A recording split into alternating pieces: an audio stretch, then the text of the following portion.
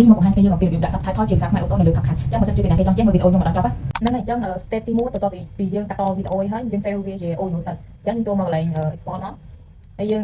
rename វាមកហើយដាក់ V1 ចឹងយើងដាក់ V1 name ហើយកន្លែងនេះបើសិនជាមានវីដេអូយើងដកចេញសិនមកយើងដាក់ audio បានហើយយើង export វាមកយើងចូលមក Google មកយើងវាយពាក្យ Google AI Store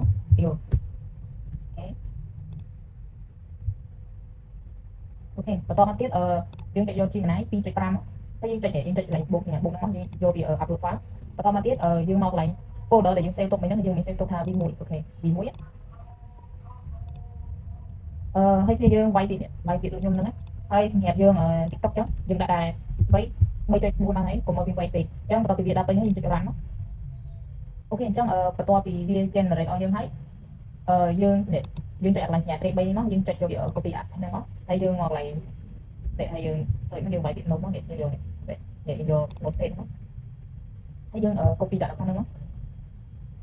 ហើយយើងអាចឆែកមើលបានថាពាក្យណាខ្លះត្រូវខុសអីចឹងហើយយើងចុច file ហ្នឹង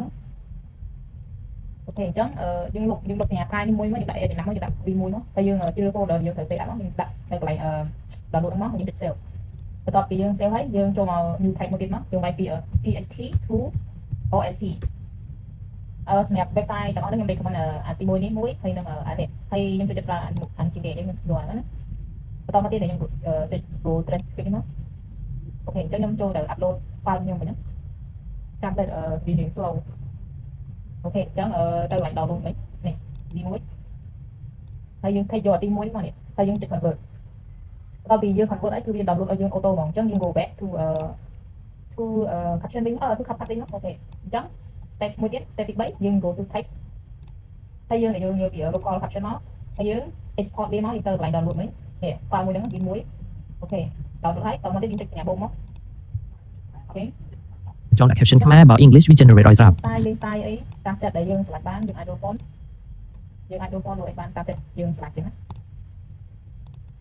ប៉ុន្តែកន្លែងនេះ good សម្រាប់អ្នកចង់ដាក់ caption ខ្មែរបើ English វា generate ឲ្យស្រាប់ so អញ្ចឹងវីដេអូខ្ញុំមានតែប៉ុណ្្នឹងទេខ្ញុំសង្ឃឹមថាខ្ញុំធ្វើបានដល់គ្នាបើសិនជាពីអ្នកគេមានចម្ងល់អីអាចcommentក្នុងវីដេអូខ្ញុំបានខ្ញុំមានពេលចាំខ្ញុំឆ្លើយ